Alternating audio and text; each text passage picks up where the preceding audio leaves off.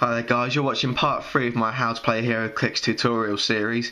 What I'm going to go over with you today is actions and how actions actually work in the game. So basically, you're going to get a turn each round, each player's going to get a turn. And you've got a limited amount of actions of what you can do per turn. So depending on how many points you're playing the game with, that determines how many actions you're going to get per turn. For a standard 300 point game, you'll get 3 actions per turn. Each character could be given up to 1 action at a time, but you've also got something called action counters. Now for action counters you can use anything. A lot of people use little gemstones. Me, because I'm a rich kind of guy, I use 1 pence and 5 pence pieces because I don't have any gemstones, and it gives my enemies the illusion that I've got a sort of an unlimited army for my money, so I think it's a bit of a mental tactic. So what happens, I'm going to quickly play out a little very simple, very quick game here. I've got the Hulk versus Green Lantern.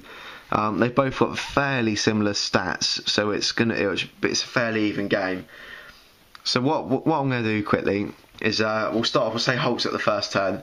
So Hulk's going to move in because Hulk likes to attack. He's going to go straight in and attack Green Lantern straight away. So Hulk's got a movement value of 10, but obviously he's only 2 squares away at the moment. So he's going to go in, 1, 2. And that's his action for the turn. And because he's taken an action, he's going to receive an action counter, which we're going to put next to his piece. What that means is on the next turn, Hulk's going to have some options, but we'll go through that in a second. So Green Lantern now, he's got Hulk right next to him, so Green Lantern's obviously going to choose to attack. So there's 2 types basically. In the basic game we're playing at the moment, you've got 2 types of actions. You've got movement actions and attack actions. So Green Lantern now is going to make an attack action on the Hulk. So we're looking for, Green Lantern's got an attack value of 10 and Hulk's got a defense value of 19. So if Green Lantern wants to hit, he's going to have to roll a 9. So let's see what happens here. We've got a 5 and a 3, so that's an 8. So Green Lantern's actually been unsuccessful there. He tried to attack Hulk and not managed to hit. So Green Lantern's also going to earn an action token, and that's the end of his turn now. So what happens on your next turn? You've got a choice. When you've got an action token, you can choose to either rest the character, do nothing for that turn with that character, and remove the action token, or you can do what's called push-in.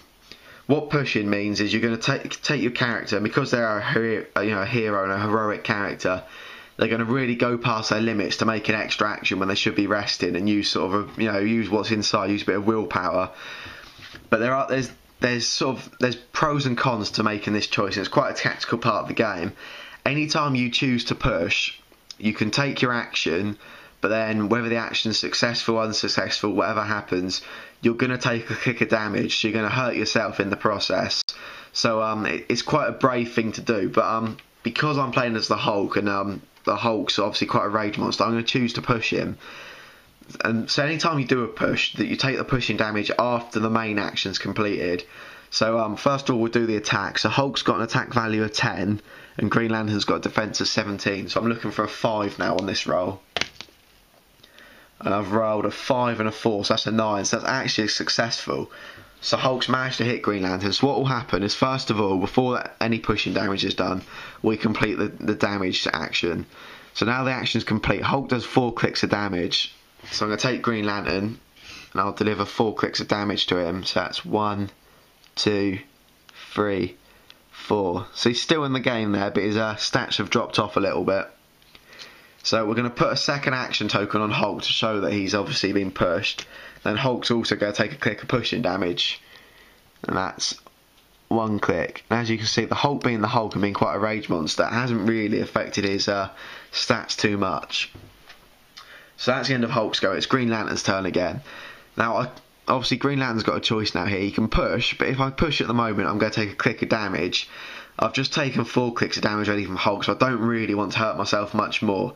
A standard Heroclix figure has at most 12 clicks of damage, but you're normally going to find most of the superhero characters got somewhere between sort of 6, 7, 8 or 9, sort of that sort of range of hits they can take.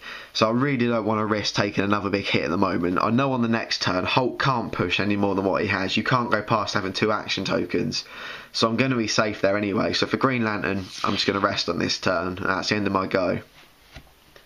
So it's Hulk's turn again now. I've got 2 action tokens ready on me, so there's nothing I can do there. All I can do for this turn is rest with Hulk.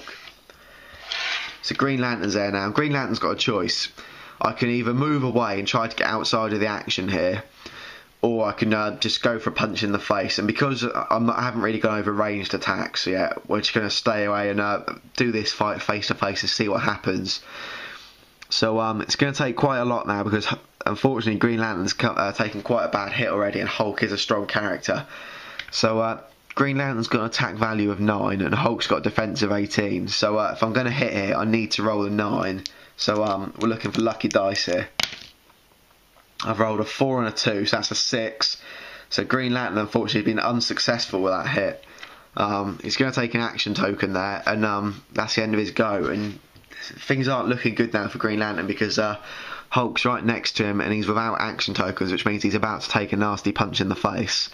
So Hulk's now got an attack value of 12, and Green Lantern's on a defense of 16. So all I need is a 4 to roll now. So it seems pretty likely that Green Lantern's about to get smashed. I've rolled a 4 and a 3, so that's a 7. That's easily past Green Lantern's defense value. And Hulk, actually, because he took a click earlier, and the Hulk as a character tends to get stronger as he gets angry and takes more damage, he's actually now gone from a 4 damage up to a 5, which means Green Lantern's going to take 5 clicks of damage now from that attack, which doesn't sound good at all. That's 1, 2, 3, and that's KO. So before he's even taken the 4th and 5th click, Green Lantern's out of the game. That was quite an easy win for Hulk, actually, there. Something I should say, games aren't always going to be that simple. Once I introduce the powers to you, you're going to have defensive abilities. Green Lantern actually had a few abilities he could have used there, which would have lessened Hulk's damage. And likewise, Hulk actually had a few options he could have used with powers to make himself more stronger. But powers and abilities are something we'll come to later on and more advanced in the game. So that was basically a very simple little game showing you the attack. Hulk really was the star of that game. He's a great figure, actually, as Hulk, and once we get a bit more into the advanced bits of the game, I'll tell you exactly why this character is so fantastic. So hopefully that's all made sense to you. It hasn't gone over your head too much. If you've got any questions, please feel free to comment below and I'll try and answer them. And hopefully I'll see you next time for part 4.